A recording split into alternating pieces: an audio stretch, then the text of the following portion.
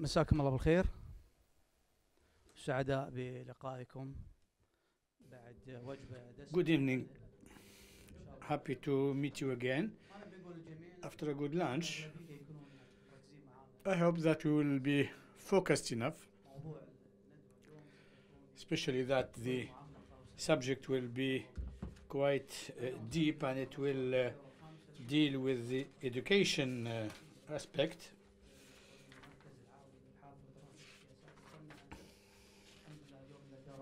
So we are in the 5th edition of this seminar or this forum, and we would like to thank the center for its initiatives, and despite all the challenges, the center continued and is still organizing this event and is providing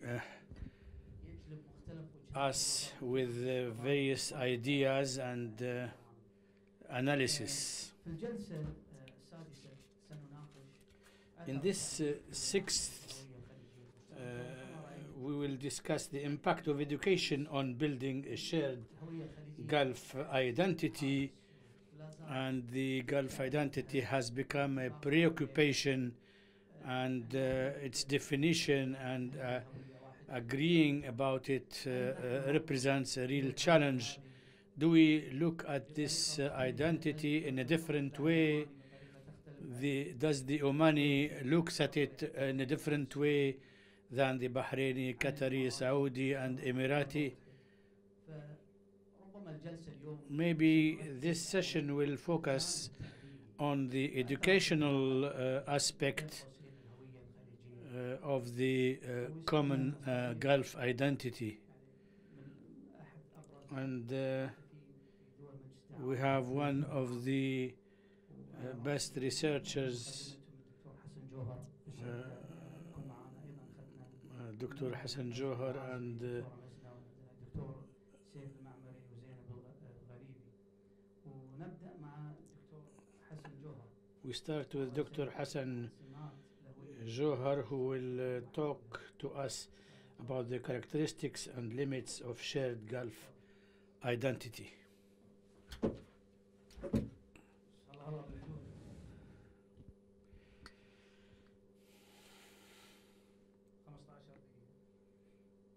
"15 minutes. Peace be upon you." And we thank Mr. Khalid Al-Jaber for this introduction. We hope we deserve it.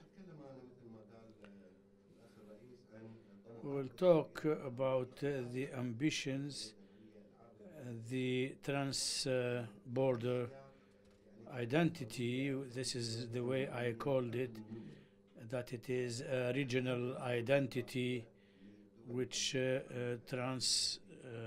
goes through the Gulf country borders. We are living in a contradiction which can be seen in two aspects. The GCC entity will celebrate in 2 years the 40th anniversary, 4 decades, and it was there before many regional organizations in the world. And if we look at the organizational aspect of this entity, prepares for all the aspects of success in the level of working mechanism and specialized councils, and which covers all aspects of life, almost all of them. But from another angle, we can see that this entity, if we are very generous in describing it, it's very slow, and instead of being a complementary and comprehensive we have noticed that we are going back, and it is now threatens of disappearing. So how do we explain this contradictory situation, which is not in line with the potential of the Gulf countries and the requirements of success, including the identity matter, which I will I speak about, and I will talk about political education. My paper is built on a number of theories, political theories, and the objective of the research, I don't want, because we don't have enough time to get into details, and the paper is available with the research center. So I will try to focus on what I found out from this study, and a number of dysfunctions and lack of maturity and of success of the GCC, and the reasons for the failure, if I can say so, in the work or in achieving the Gulf identity are the same reasons which which could achieve success. But let's try to define the identity. Identity means belonging. Whatever are the reasons for that, or the basis for that, religious, for example, or geographical borders, or living together for a certain time. So there is space and time components for having an identity which gives to the people certain characteristics which makes them close to each other. They would have the same ambitions and also the same behavior, external behavior. So the identity is a moving concept. It is not stagnant. It could change through time and from an area to another. But its specificity is to form a certain group of people with common characteristics. And in some cases, we can note that these characteristics are completely, are almost the same. The inhabitants of this area, it is based on tribes, and the tribes were interconnected, same language, same common history. Even politically, they have the same. The Gulf countries were independent from occupation without a bloody battle or war or whatever. The Gulf countries also have in common after the independence, and because they moved from poverty to wealth.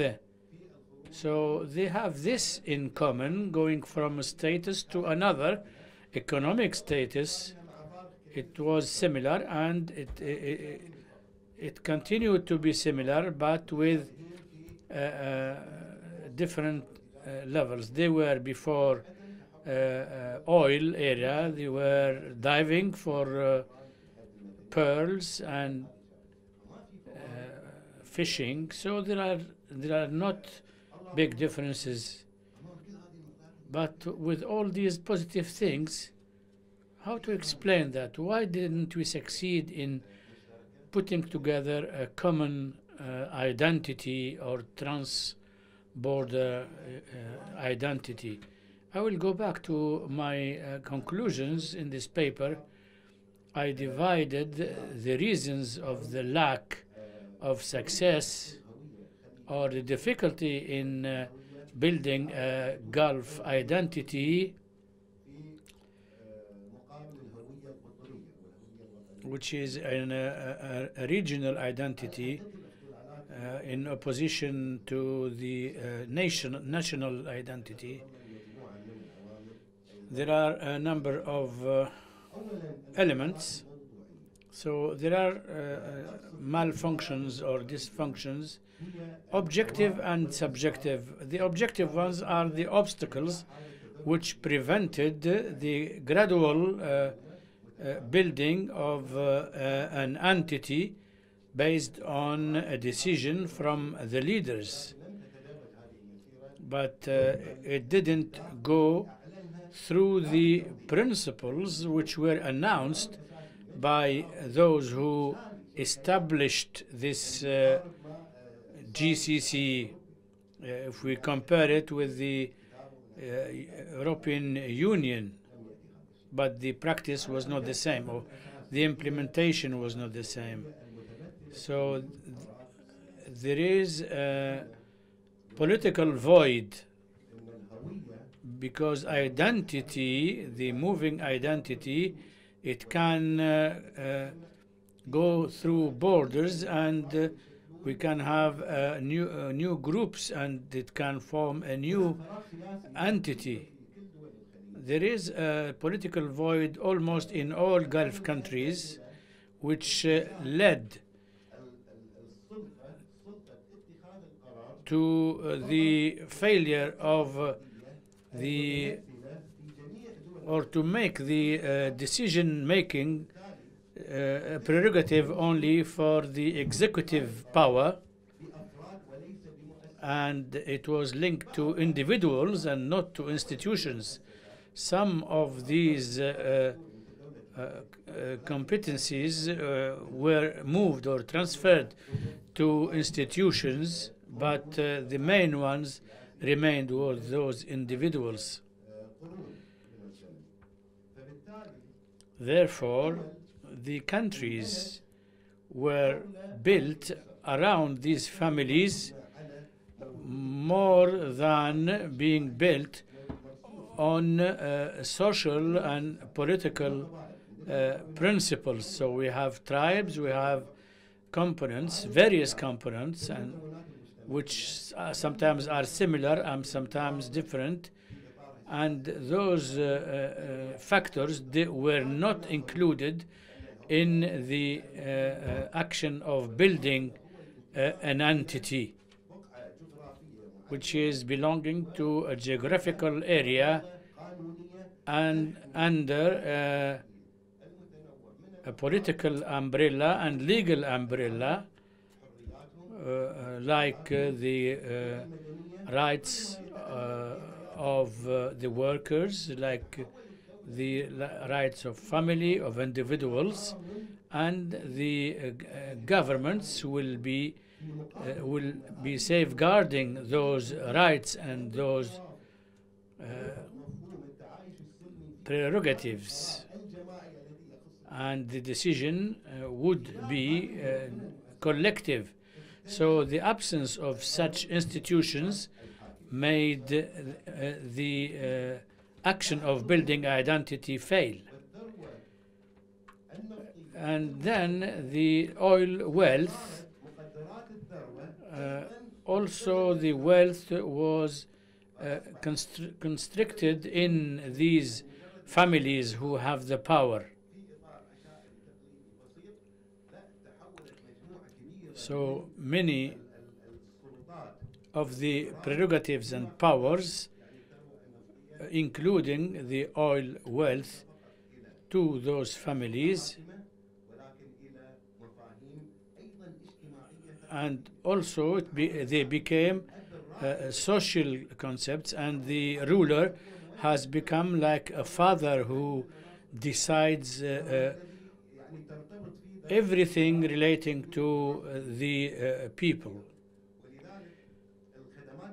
So the services which are provided by the government, and the government is in certain families only.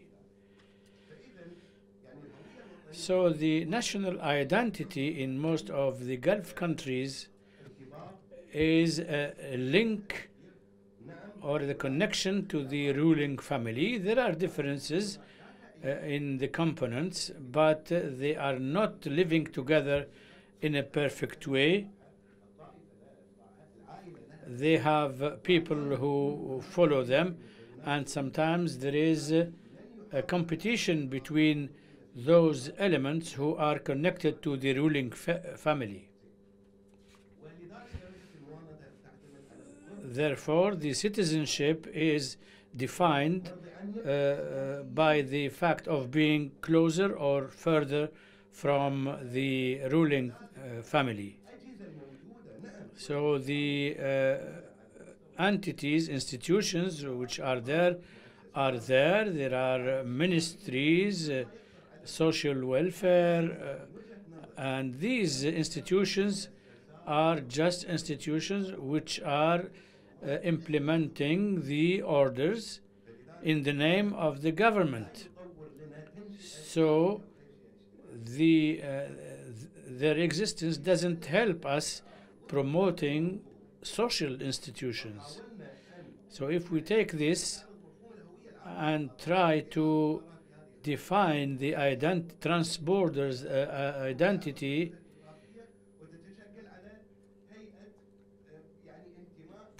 we have a new belonging to a wider space, which is the Gulf citizen. This image moved to the higher level, and I will give you some examples. So when we see the Gulf organization, it is like an image of every country and has the same characteristics existing in the countries member of the GCC. And the objective is to keep stability and security. That's why in the GCC, the prime concern of the GCC is to keep the hard power. So the GCC was established for political reasons and securitarian reasons to oppose the threat of Iran. And as we went through the Arab nationalism of Nasser, the Gulf kept their regimes, and after the revolution in Iran, the Gulf countries also kept their system, and nothing changed politically. The Iraq invasion by the United States also, the Gulf countries resisted to it, and then even after the Arab Spring, the Gulf countries, so security-wise, there was a success. But what about the cultural dimension and education dimension, which will allow this system to continue? So we moved to a new situation. The malfunctions also are an image of these countries. Everything is focused or grouped in the personality of the ruler, and all the other institutions, which are many, to provide services and linking the electricity between Gulf countries, etc. They are just implementation institution. So there is nothing going from the bottom, from a bottom-up actions, so that these countries with their identities contribute or participate in decision making. So we need to feel that we belong to an entity, but we need complementary factors So as a Gulf citizen, why do I want to leave my Kuwaiti identity and go to a Gulf? I have to feel that I am a Gulf citizen in my culture and in my, and if I become a Gulf citizen, I will be better than being a Kuwaiti. But as Gulf citizens, I myself personally, as a Kuwaiti, I have a freedom, a political freedom. So maybe if I abandon it, I will lose. As a Qatari, Qatar for many years now is the number one in human development. So what can I achieve?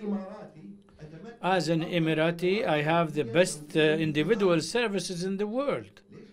So why do I give up this identity and go to the Gulf one?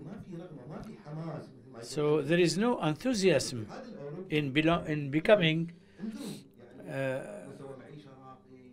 Gulf citizen. In Europe, they have advantages.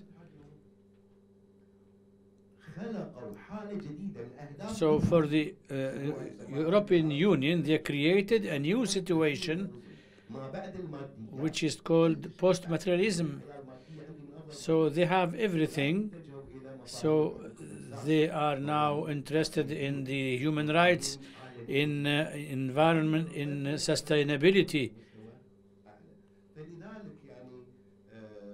Therefore, and even the institutions, there is one popular institution which is the Advisory Council. It was by Kuwaiti wish. You can move to an advisory entity, an institution. So why don't we make the peoples participate in power? So 30 members and all are appointed. The same way they are in their countries. And it has no prerogatives, just a consultative institution, and they have just to look into what is deferred to it from the leaders. 3 quick points.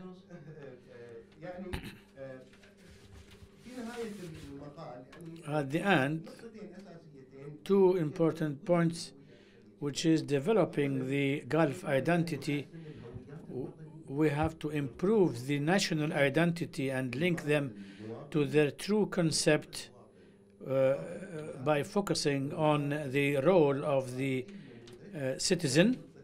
And the second point is to have a balance in foreign policy, which was the reason even for the present situation of the GCC. There are conflicts and differences on all the issues, Yemen, Syria, etc. So the decision makers, the leaders, are the ones who make the decision, and when there is a conflict and differences between the leaders, it reflects on the populations between poets, singers, academicians, or academics, and this is a very important or negative impact on the peoples of these countries. So we have to consider the human factor or human dimension.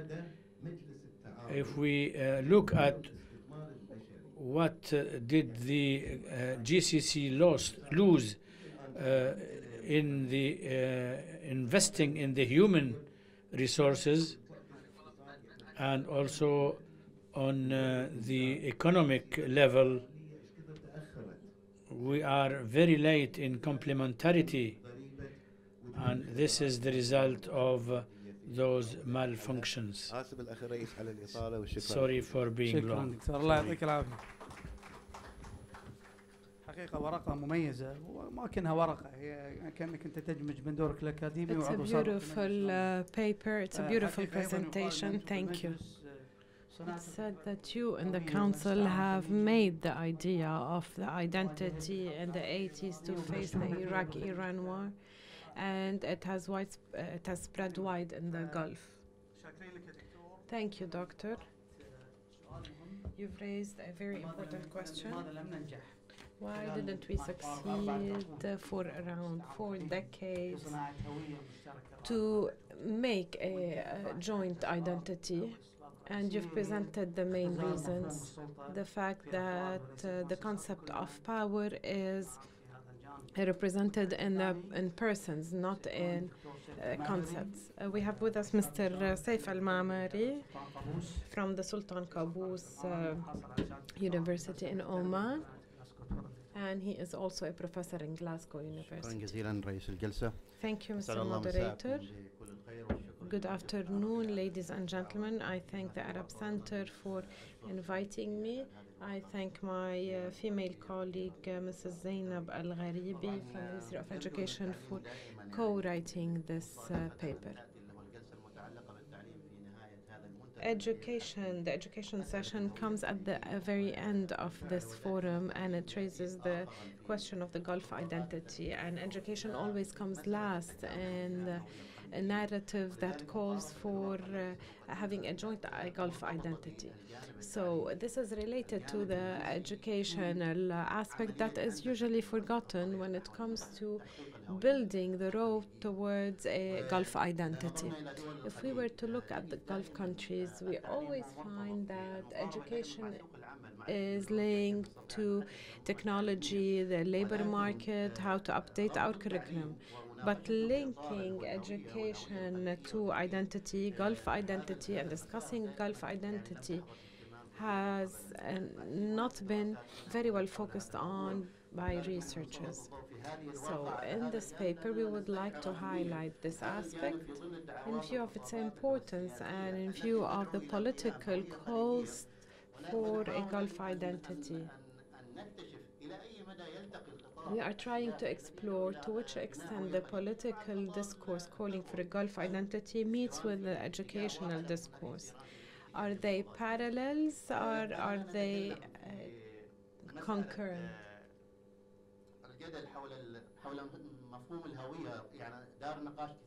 There was a lot of discussion and a lot of controversy related to the issue of Gulf identity. We asked 2 questions. We agreed that there is a crisis in Gulf identity and how it manifests. What are we relying on to face this crisis? Are we relying on furthering and promoting national belonging and patriotism or Gulf identity? Of course, schools help graduate good citizens. So this question is something that we have to find answers to. We went back in the paper to the literature that discussed the concept of identity in an attempt to cover more important dimensions that I will not be highlighting much. So identity is at the end of the day a narrative to build a nation. Who are we? Where did we come from? What are the circumstances we went through? Some perceive them as related to history and historical or collective memory. All these point at moral identity. The study I worked on starts from the weakness in having one identity, Gulf identity. I think it's about time to discover what is happening in schools and in the curricula on the issue of identity when compared to what is being discussed in the curricula when it comes to the national identity. الأدبيات أن هناك ربط ما بين البناء اللي هو الأمة في المناهج الدراسية والهوية الوطنية وكأيديولوجيا. The national identity is used as an ideological tool. The ideology توظف من أجل إنتاج is السلطة usually والمحافظة على practices السلطة. that وبالتالي ينظر support بعض الباحثين the إلى continuity of the regime. بأنه يخدم أهداف اللي هو أيديولوجية. And usually the curriculum should be serving the purposes of the ideology. Accordingly, school knowledge is a tool to produce new relations or to amend these relations or change them if there was a feeling that change is needed. So here we're adding legitimacy to a tool that is needed, or there is a neglect of aspects that may not be important. And this has to do with the political discourse. The conclusions to be reached will reveal to what extent the political discourse, according to this perspective, that uses the educational curricula as a means to promote the regime, has it really promoted the Gulf identity in these curricula?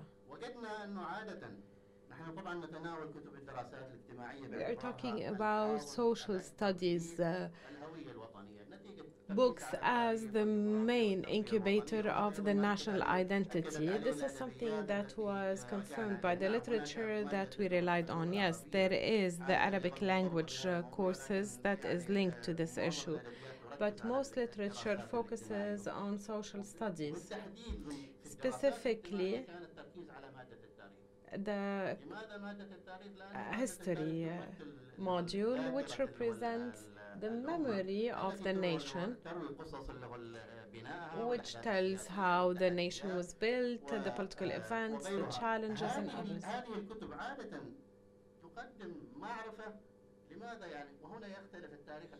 So here the real history differs. It presents a non-controversial knowledge, a knowledge that is very much accepted as a truth, and therefore this knowledge is known to be not pointing out the deficiencies, the flaws, the shortcomings in order to build pride in the belonging to the nation.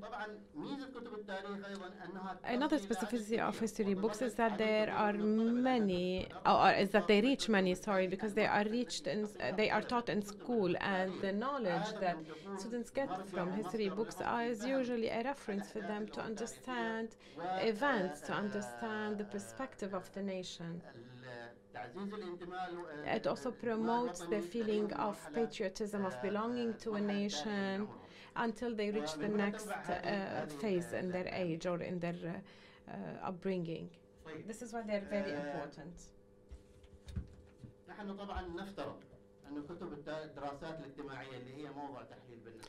So, history books that we analyze in this study are supposed to be an ideological text reflecting political discourses of leaders, and they should be reflecting what needs to be promoted and anchored in the students of the Gulf.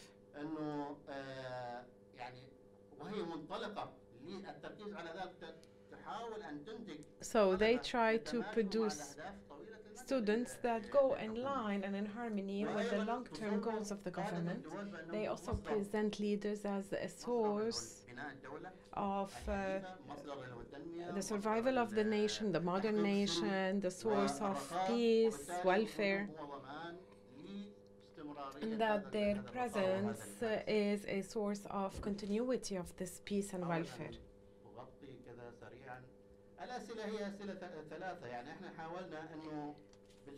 So the questions are three. We try to go to all social studies books in the 6 countries. However, these are the questions that we are focusing on. What are the percentages of including the national identity according to the 3 dimensions that we will focus on later in those books, and to which extent these books focus on Gulf identity in these books? And when compared to the Arab and Islamic and national identities, to which extent do they focus on the Gulf identity? Reviewing the literature relies to a rating that was set up by Ismailov and Geneva. It is a three-tier rating that relies on the common past for the building of the nation, the battles where the nation won, as well as building the present, the future, citizenship, the national institutions, and the building of culture related to a lot of factors, art, culture, technology, etc. So we try to focus on this factor in the Gulf books. In Saudi Arabia, Oman, and Kuwait,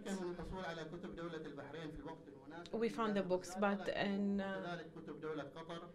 Qatar and Oman and UAE were not available for us, and I hope we would be able to continue the study by reviewing these books, even though we suppose that the 6 countries have similar educational policies and in their national identity discourse. But despite this hypothesis, after this forum, we will try to have access to these books, and we will see if the conclusions or the results that showed here are in line with what will be shown in the 3 missing countries books. We're talking about 46 books, and these are the books we have. So we went into the main topics, and it's difficult with those main topics to enter into the specialized content. But to corroborate our results, we did do that. We went into the details to get indicators for the results we obtained. Now, the results of the first question, here they are. We found that the Gulf countries focus on building a common present, but they don't focus on a joint common past and common culture. Why a common or a joint present? And this is in line with other studies in Burma or Russia on history books. Why? Because these countries feel that this common present helps it promote the national patriotism in their students.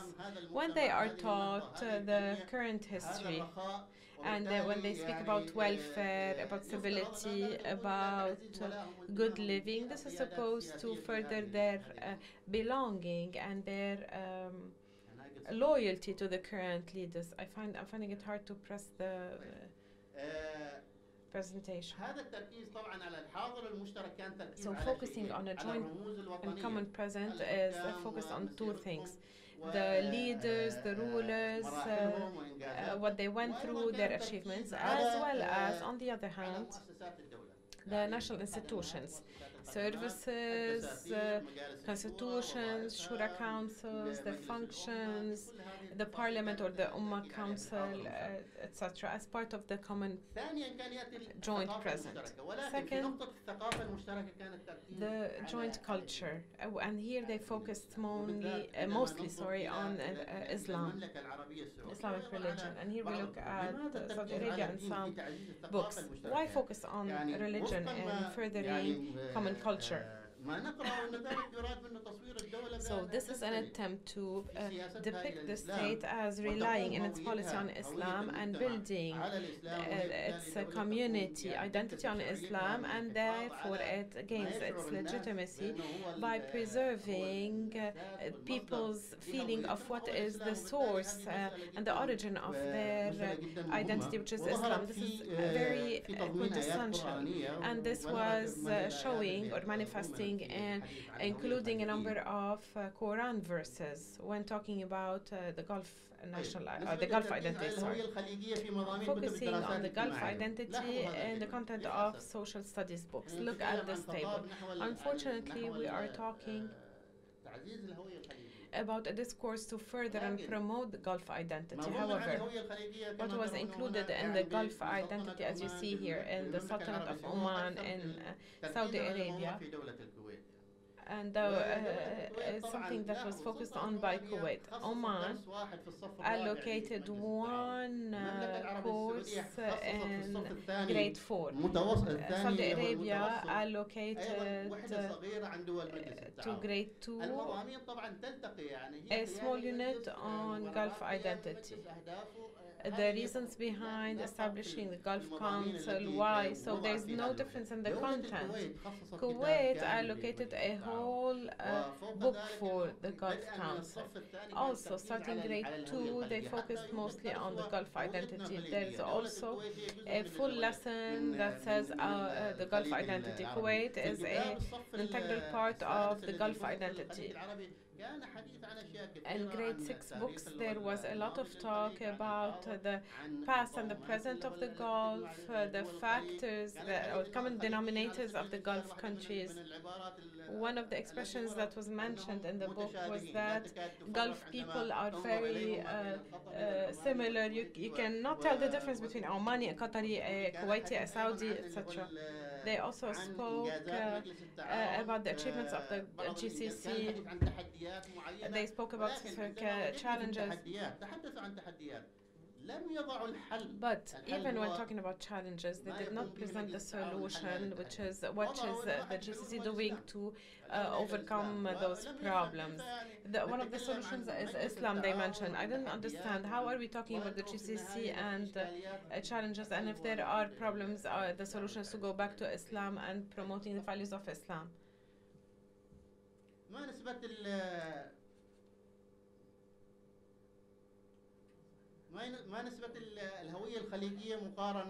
What is the percentage of focus on the Gulf identity in comparison with the national Arab and Islamic identities? So we found that the national identity is what is mostly given priority in the 3 education curricula. When compared with Arab and Islamic identities, the Gulf identity is less focused on. The Islamic identity is mostly focused on after the national identity. So this gives us an indicator and a very important result whereby the political discourse doesn't go with the educational discourse. So how are we to further the Gulf identity? Because there are joint interests and fate and destiny and the risks and threats that we should focus on instead of focusing on the fact that GCC is there, but language and religion are the premises of the Gulf identity. So the Gulf countries don't teach their students about the Gulf Council, about the Gulf identity. So education was not part of the project to consolidate the Gulf state and Gulf citizenship. So they focus on Islam more than the culture of the Gulf itself. So we have 3 tracks now. Usually when they speak of a future identity approach, either this curricula are supposed to achieve protection. So in view of the current globalization, we have to further our identity and protect our national identity, or we have to direct it for defense purposes. There are external risks and threats that are increasing, or it could be a preferential identity. There's a number of values that we want our students to be taught in order for them to distinguish themselves and get preferential positions.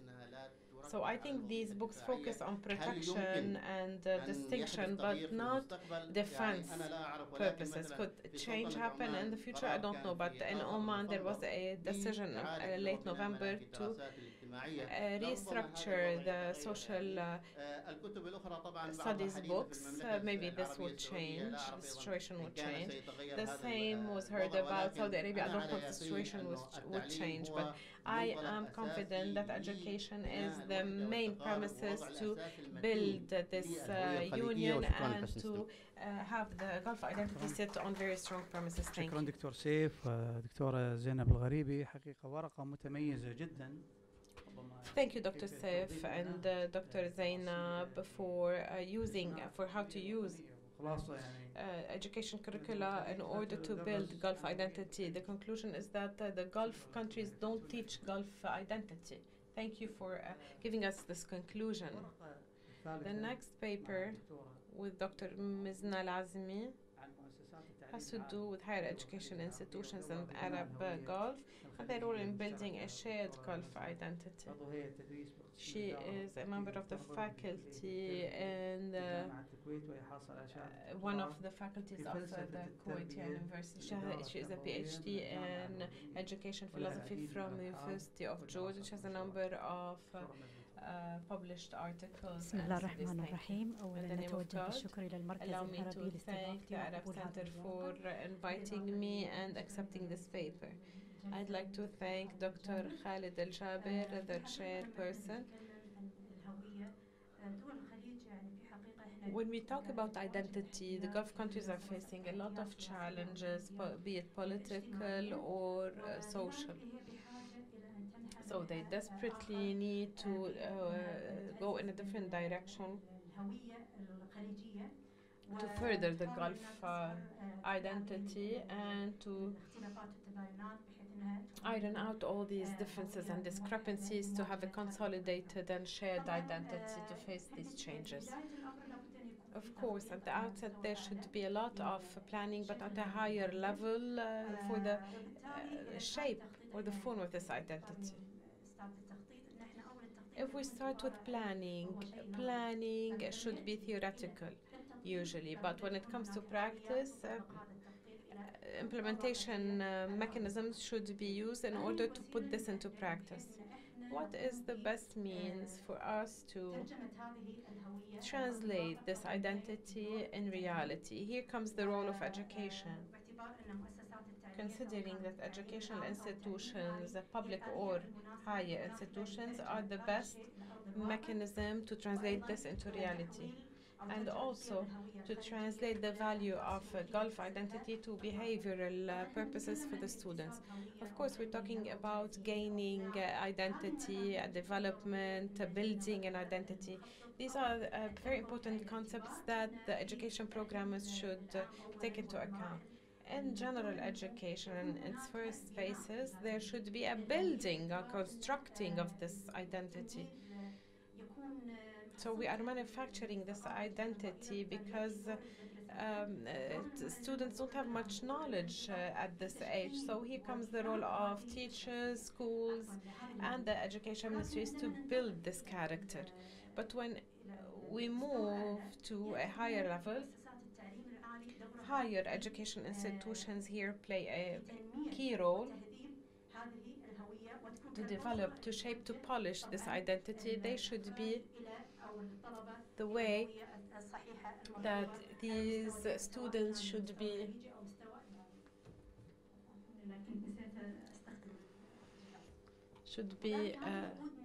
rely on. And here we know that university and school are very important when it comes to translating the value of the Gulf identity into reality, and it comes as part of the nature of the identity. The identity is, at the end of the day, a number of commonalities between certain people, relying on institutions, means of communication, work environment, including universities and schools. This, in general, is the identity. But when it comes to national identity and how to define it, its definition should be premised on specific theories to understand the concept of this national identity. Of course, the first theory is a social theory. Then you have self-rating. or self-categorization theory and other theories. First, when it comes to social identity theory, it means that the individual belongs to a specific group and his belonging increases or decreases according to the dynamics of his relationship with this group. The nature of this relationship will dictate his feeling of belonging, and this relies on three categorization. So the person rates themselves. Do they belong to a certain tribe? Are they Muslim? Are they Christian? Are they a student? Are they part of a family, of a tribe? So they categorize themselves. Then you have the social matching, if we can say so. So as an individual, I belong to which class? So I rate my identity according to the class I belong to. And then you have a third means where the individual categorizes their group and against a larger group. You have a positive and negative way of categorizing their person's own group. So if the person feels that the group they belong to is less than others, this is considered as a negative categorization. Now for the next theory.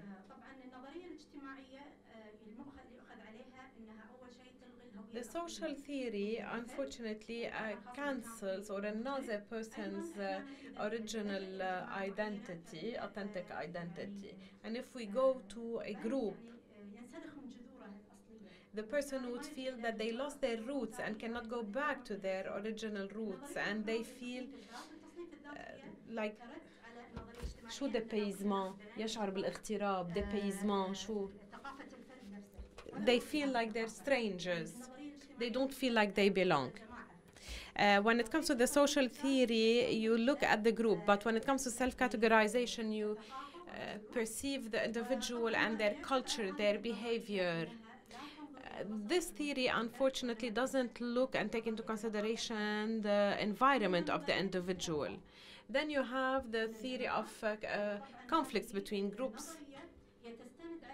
This is premised on the community stereotyping and the fact that one group outdoes the other, and that there is a conflict between big groups and the groups of the minorities.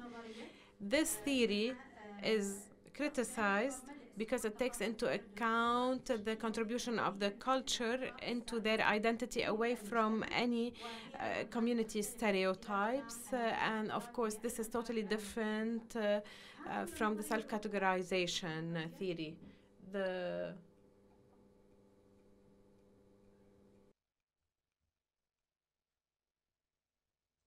النظرية الأخرى هي نظرية الطبائع لغوبيوني.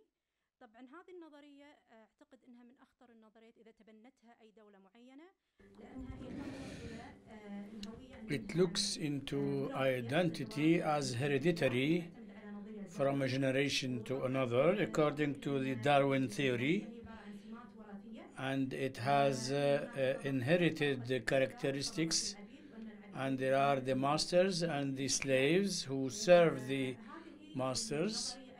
And this theory also sees that civilization is fixed and the identity also doesn't change, and that it reflects in some societies, and they call it cultural differentiation or racism. And among those who used this theory is Hitler, and he implemented it, that saying that the Aryans and the Germans is the best race, a superior race, or what is reproach to this theory is that it eliminated the social identity, and that the identity is inherited from an individual to another. As for the study, which is descriptive, we used 3 dimensions, which is the role of the method in building identity, and this is in secondary and in university, and the role of the educator or the teacher in building identity. And we found out that in secondary school it was fair, which is a good indicator, but there is a lack in consolidating identity in this phase. The role of students' activities in building the Gulf identity is also a good indicator that we should focus on cultural activities, because they transfer and strengthen the Gulf identity. And then the role of the teacher, and he is very important and necessary in strengthening the Gulf identity, because he is the main pillar, and because identity is taken from values and behaviors, and he is the one who expresses them. So the student learns these things from the teacher, because identity is a behavior which is inherited or learned. So it is in the third position.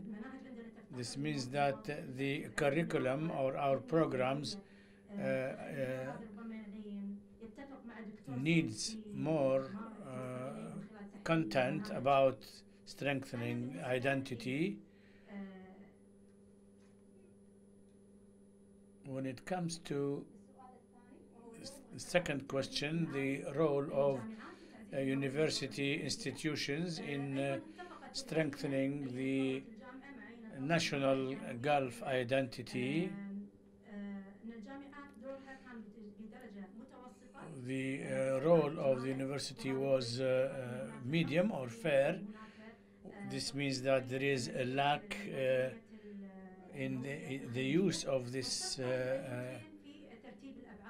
level, and we have to classify these elements, and we learn from that that we have to benefit or to use the period where the students are at school to strengthen the identity. The question number 3, are there differences between boys and girls about building the Gulf identity? There are no differences between boys and girls and between secondary and university schools. This means that we have to put a plan when we are building programs or putting together programs, that we should not differentiate between boys and girls or secondary and university, because they are complementary. And my conclusion, I think that it is time for the GCC to adopt a national project to unify the Gulf identity,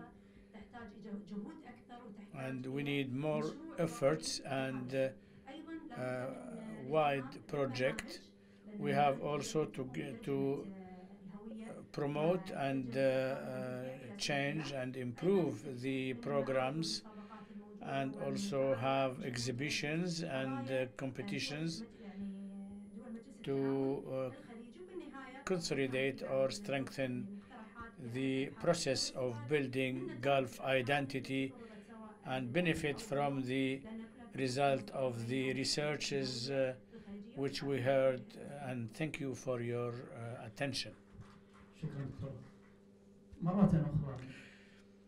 Again, why have we failed in building a Gulf identity? Do we agree on this term? Do we need to make or to build this identity? Many questions were في مجموعة ممكن تخبروه بعد الميكروفون عن فمه لسنة. الدور السياسي في التعليم في ورقة الدكتور سيف وورقة الدكتورة زينب إلى تعليم العالي. So university level, I remember one famous saying, if you see that the sky is raining freedom, you will see the slaves having umbrellas.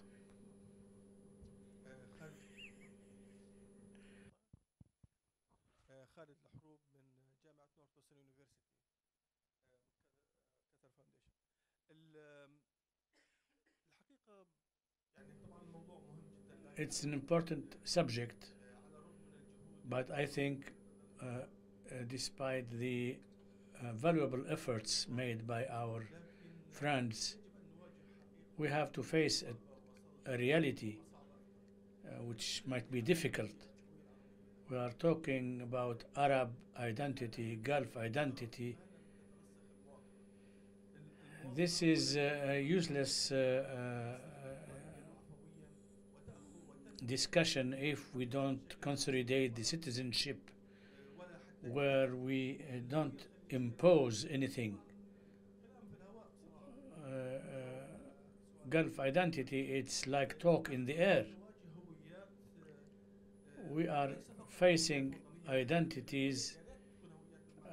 We don't even have national identities like the Arab identities, which is built around the ruling regime. And even if we suppose that there is a group of citizens who agree about a political regime,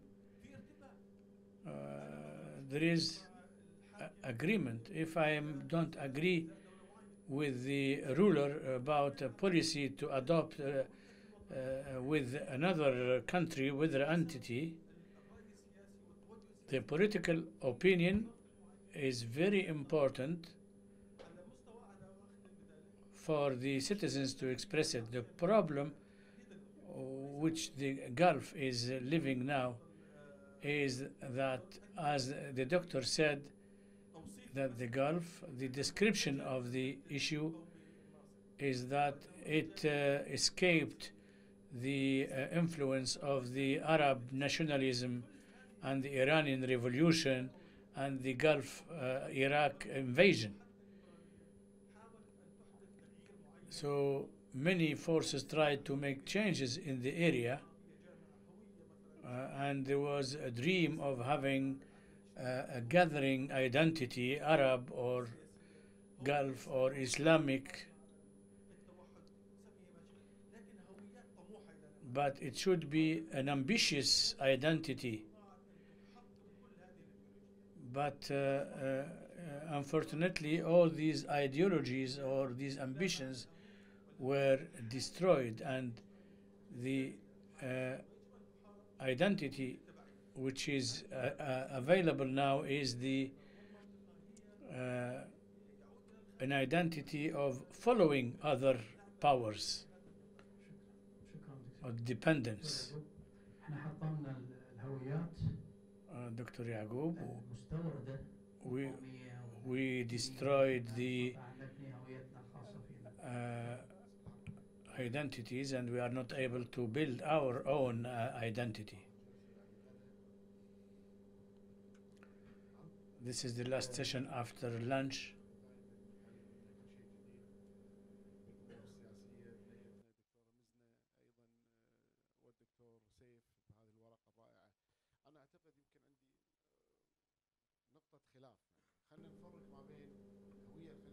We have to differentiate between the Gulf identity and the conflicts between Gulf countries. The identity is there. What does identity mean? The identity includes agreements and disagreements. Because when we live together, we could agree and disagree. So in our way of living, we can be similar or different. So when we go out, the others recognize us as Gulf people without before knowing that we are Kuwaitis or Qataris or Emiratis. But here we are talking about how to strengthen this Gulf identity in the GCC countries after the Qatar invasion of Kuwait. There was a Gulf identity. Then we have the crisis of Qatar, and it hit this identity, but still that identity is there because there are historical similar frames when it was one area from the north to the south, and there were common elements: the desert, the sea. I think that the identity is there. So how did you measure the student activities? What is the standard or the criteria? Is it the programs or what? For Dr. Saif,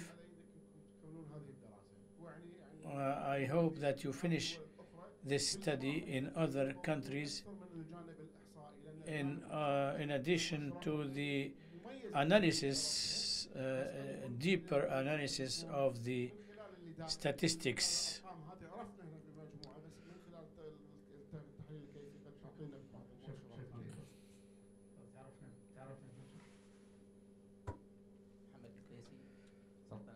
Muhammad Kbisi, Oman.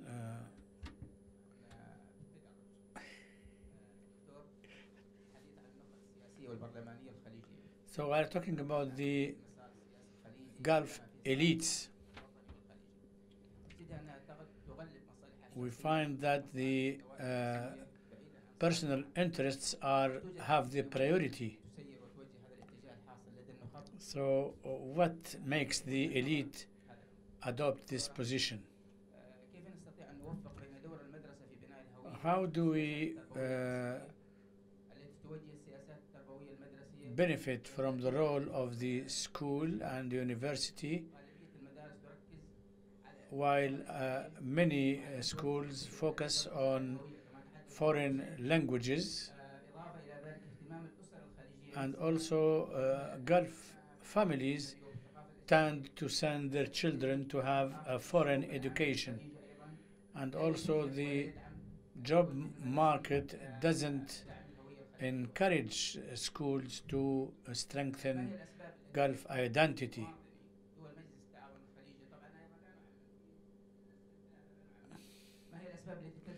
What are the reasons which push the Arab and Gulf countries to support their governments, whether they are right or wrong?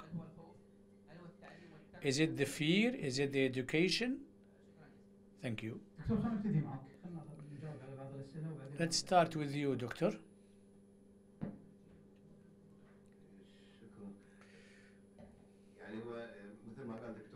As the Dr. Yaqub said, and Dr. Saif said, identity, by definition, is not that clear, is not one.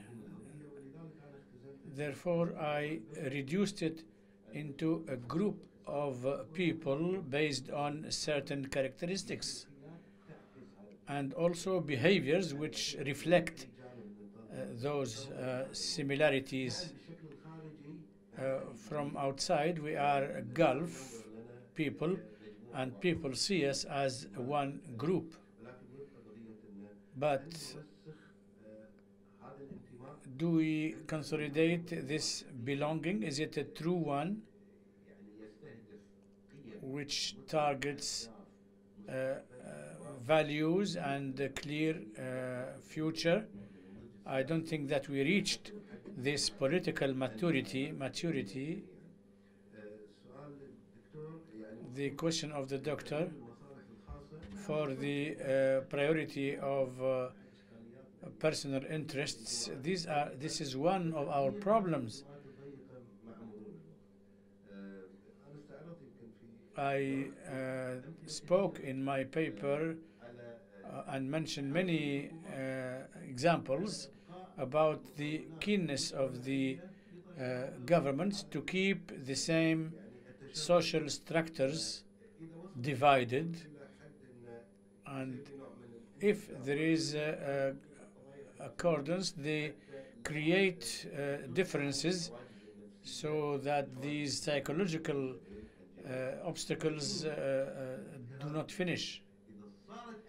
But if there is a crisis, we have all to adopt the official position, otherwise we will be considered as traitors.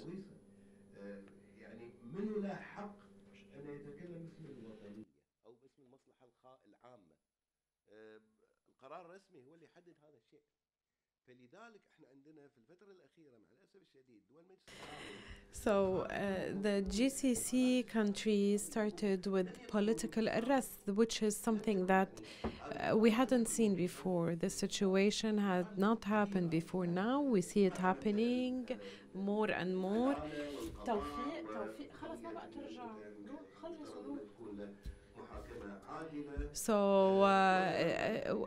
we do not accept anyone to work against the interest of anyone, but who defines this interest, who defines this objective? So to confirm what you said, we need this, or this is the only popular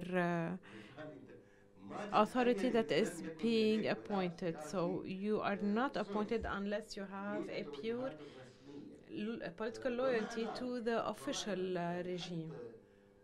Despite that, those who guarantee your loyalty will ask you to speak only when they need you.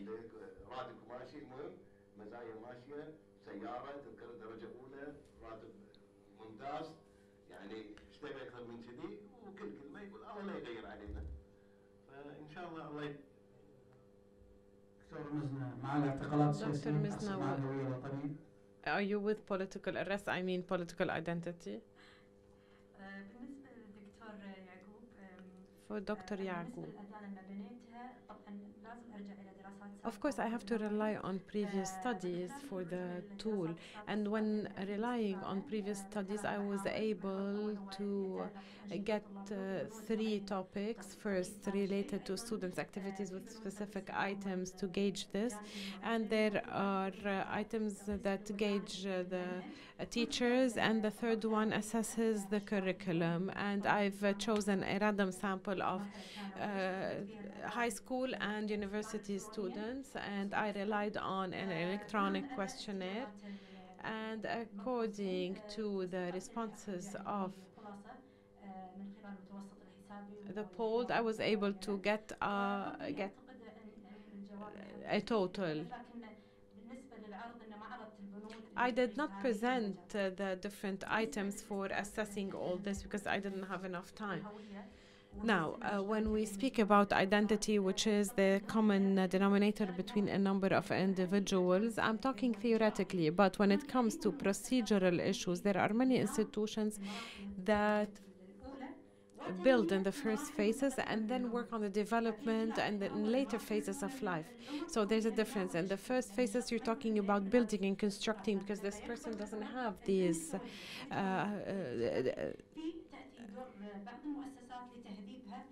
skills. But then later on, institutions interfere to polish them. First, the family, and it greatly affects the identity of an individual. So we see the effect of family in building the individual identity. We see it through the individual's opinions and ideas. Then We speak about the second family, which is school. School plays a very important role in building and forming and constructing and polishing the identity, of course, if it had something negative. And as I've mentioned, there could be other institutions, social media, the work environment, all these influence the way you acquire the values. Identity is about values, and you gain values by observing others and observing their behaviors and attitudes. You also spoke about other languages. This doesn't ban this or prevent this, but if you have a good identity, then of course you can base it on the language. I am specialized in education. I am asked to teach my students, teach my sons and daughters in the public schools. The issue of learning in a private school, this is something that the family has to follow up on. It's not my problem if the person taught their children in a private school and the children acquired a foreign identity. Now, regarding the education policies, unfortunately, we don't have a clear education policy. We don't have a written education policy. So it differs according to the changes in the minister. You have to have a clear education policy that is also written. And of course, this is going to affect the Gulf identity. I wish you could continue the study and reach an understanding. If we're talking at the level of the state and cannot create a national identity, how are we going to do that at the Gulf level? Thank you to the questions and comments. Starting with Dr. Khalid's observation, in such a forum, what access could we get for very deep and existential questions like the issue of the identity that we are trying to discuss? But as researchers, we're trying to look into different and explore different contexts in order to understand how to understand the identity and how to translate it at the same time. We looked at the identity from a specific narrative presented by the state about the national identity. Therefore, you say there's no identity, and that this research is only hot air, not action.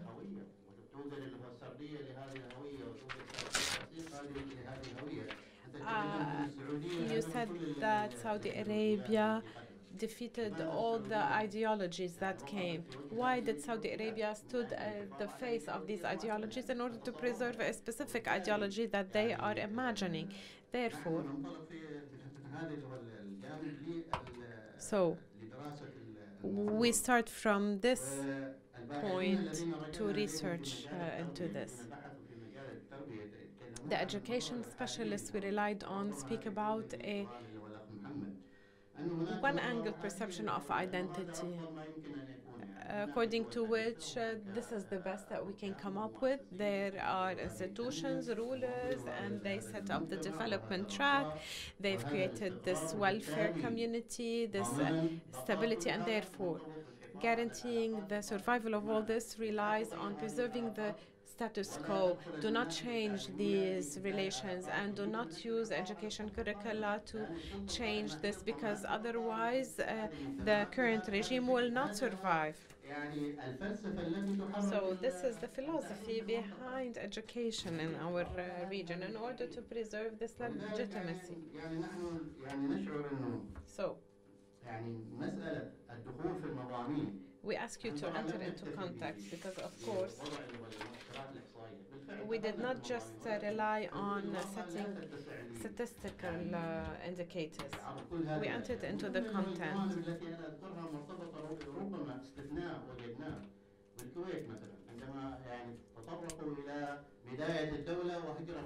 In Kuwait, for example, they relied on the state, and then They relied on the narrative of the formation of the state of Kuwait. They used a picture, which is the tent where Kuwaitis gathered, and they wrote on it, "We choose our ruler."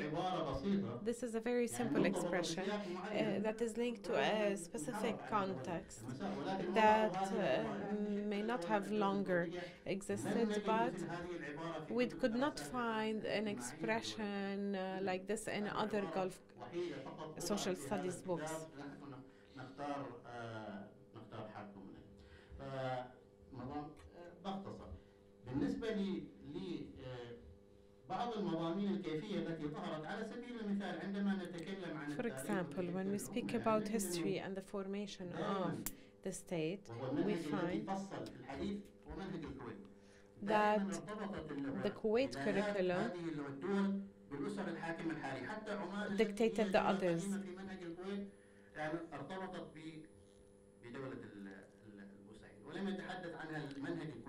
So the Kuwaiti curriculum did not or placed Oman in the phase of independence.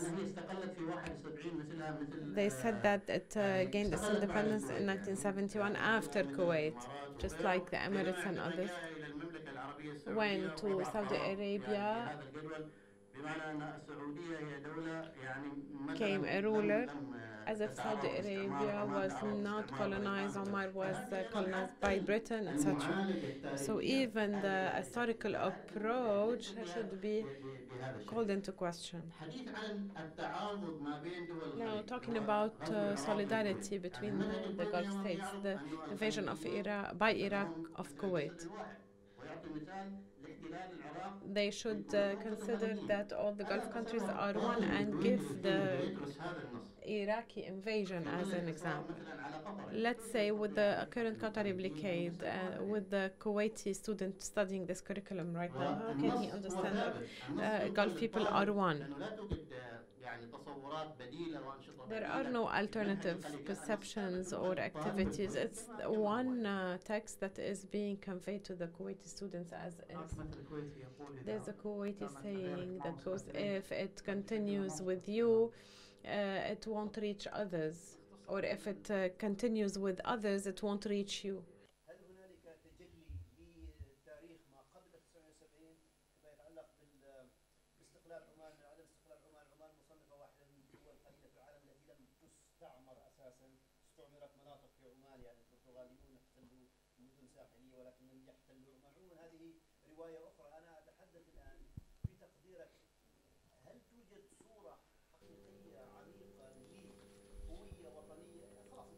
وصل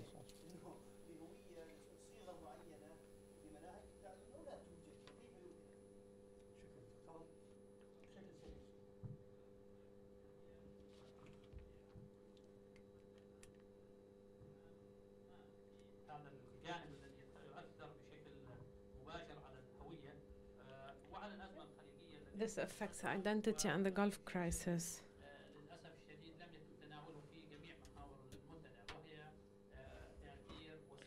So the effect of social media on identity and its ability to undermine everything. This is what we noticed. So electronic trolls were being used in order to criticize those so-called friends in the past, who have turned into enemies now.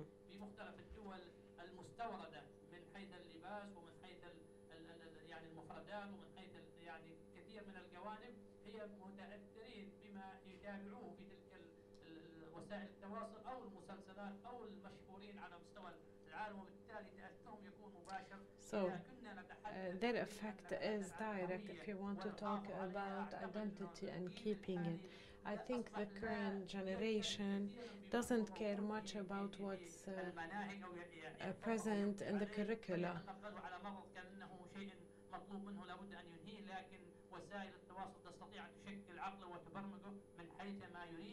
Social media is now influencing everyone in line with what the West wants.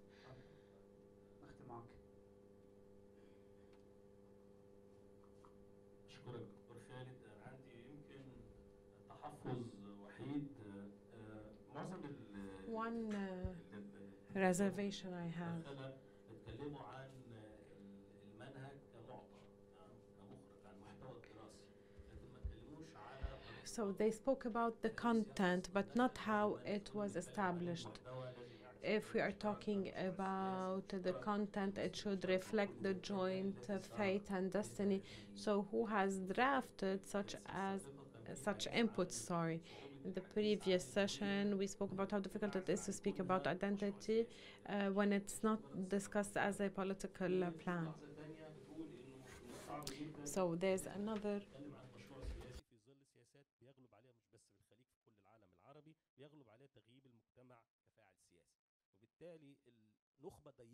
So it's a very small elite that is controlling this political plan, be it national or transnational. We have a way of establishing the curricula which is very authoritarian. When you ask for this curriculum to be interactive and that you have a political discourse or narrative that you want the students to discuss some social issues. So to reach this, you need to liberate the input, but not only the output. So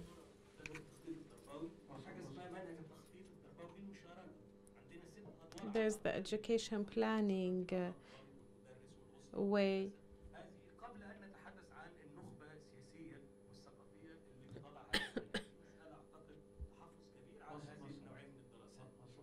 Thank you, we understand. Just 2 minutes. To answer Mr. Muhammad, to answer this question, I have to compare the Omani identity and the formation of the identity and compare it with the Saudi approach. We know that the Saudi state was established first in the middle of the 18th century. It's often there. With Oman's history, what was presented is even bigger. So what was offered in Kuwait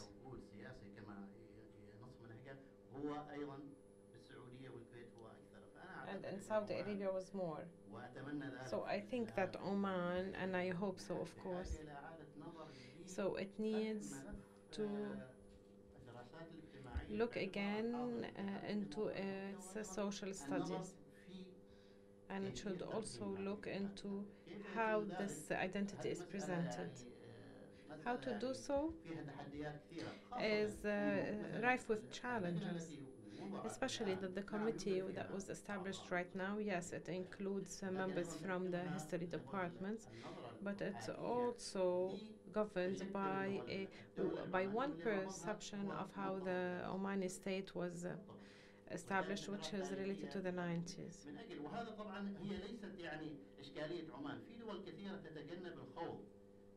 There are a lot of countries that focus on what's common now, so that they can get their legitimacy from it. And this would help them avoid a lot of things that are important in the formation of a state. Now the curriculum. Yes, we said that it cannot be given as, it cannot be considered as a given, as an ideological given.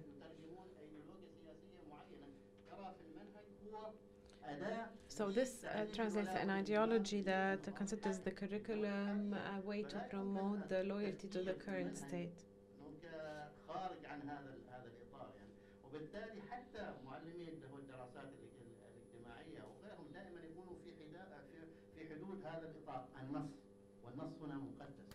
Here the text is sacred and cannot be changed.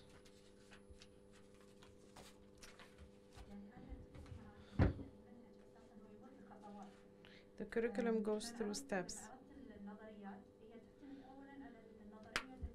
theories rely on what is adopted by the state. So the social theory is what rules, and it goes through different steps through planning. What are the ideas? What is the political thinking to be reflected in this curriculum?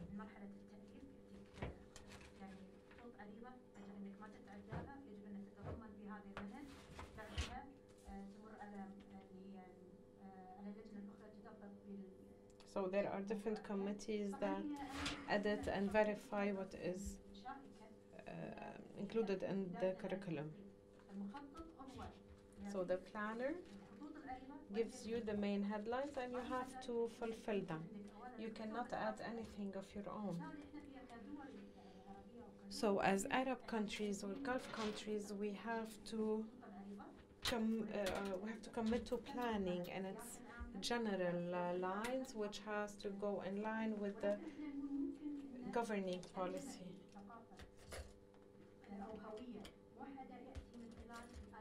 Translating a consolidated identity comes through the mechanisms that are used, which can be flexible. And I mentioned students' activities. Recently, those activities are being reduced.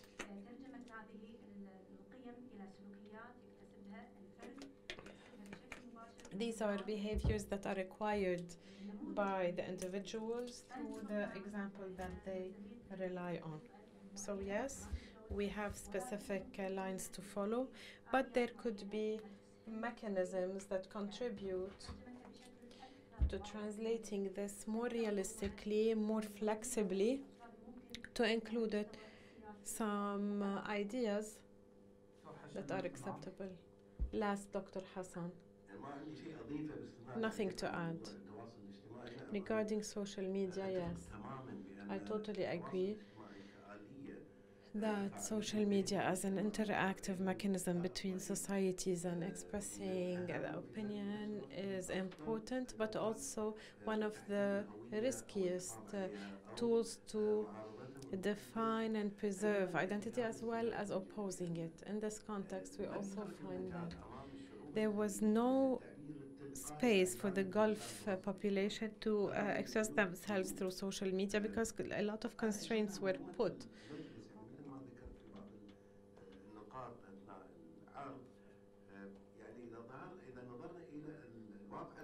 If we were to look at the external reality of the GCC, we see its integration is everywhere, but when you look more closely into this system, you feel that what you saw is just something on the outside, but in reality, deep within there are deep differences and discrepancies.